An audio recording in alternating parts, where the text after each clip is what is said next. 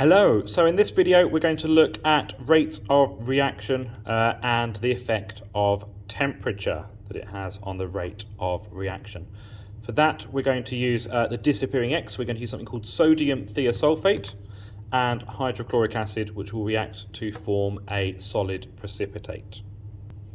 So I have here my sodium thiosulfate and my hydrochloric acid. And what I'm going to do is I am going to warm up the hydrochloric acid to some different temperatures between 20 and 50 degrees. So I'm going to go for 20, 30, 40 and 50, and we'll see how that affects the rate of reaction. So I've added my sodium thiosulfate into this conical flask. You can just see it there at the bottom. I've put it over this white X. And we're going to time how long it takes for us to no longer be able to see the X through it. Now I've got my hydrochloric acid, which I've heated up to 50 degrees, so it's the highest temperature. I'm going to pour it in, start the stop clock, and swirl this around until I can no longer see the X. So I'm going to pour it in, start my stop clock, and I'm going to start swirling it around till I can no longer see the X. So this does sometimes take a little bit of time, so we will pause the video and come back when we are at a time where we're nearly there. So we're up to about 4 minutes now, and if you look closely you can just about see the X through this. Let's bring it on there. So we can just about see X, but I can still see the X, but it's not as clear as it was before. So we're very, very nearly done. So I'm going to keep swirling for a little bit longer until I can no longer see the X.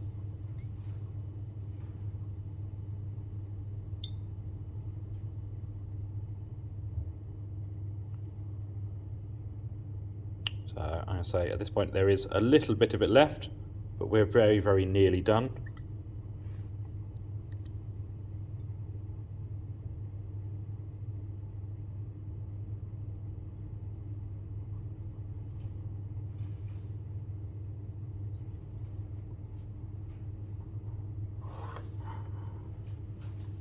At this point, I'll say the X is pretty much gone through there. We can just about see where it was, but obviously at the same time you're seeing the shadow from the phone on there, so I'm going to stop it there and say that it took 5 minutes and 19 seconds at this reaction.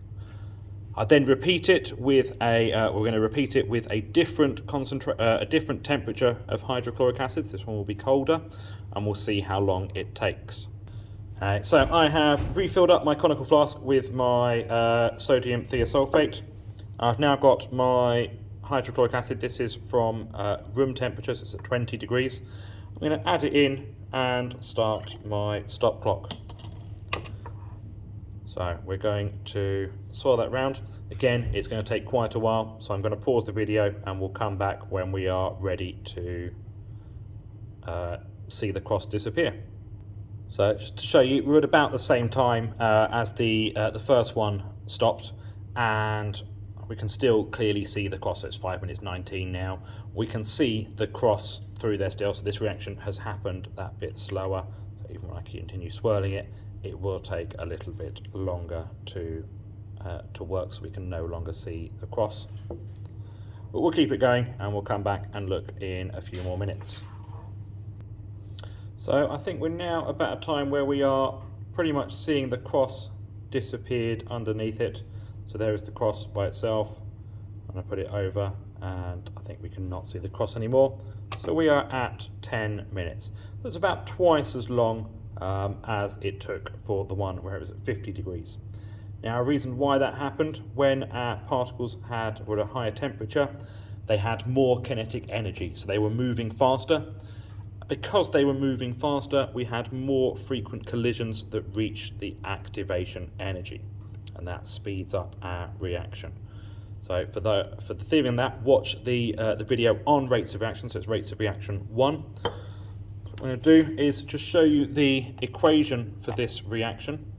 So we've got, let's move it up a little bit. We've got sodium thiosulfate, which is this Na2SO3, which is AQ and is aqueous, plus 2 lots of hydrochloric acid, which again is AQ, aqueous. We make S, which is solid. That's the sulfur is solid. Sodium sulfur dioxide, which is a gas and gives a really distinct eggy smell, sodium chloride, and some water. Now it's this part here, this S here, that explains why we can't see the X. So we have a solid has formed. So we have a solid formed within this mixture. Wanted to get it out, we could filter it and we could get out the solid sulfur if we wanted to. Thank you for watching. Please make sure you subscribe to the channel. Take care. Bye bye.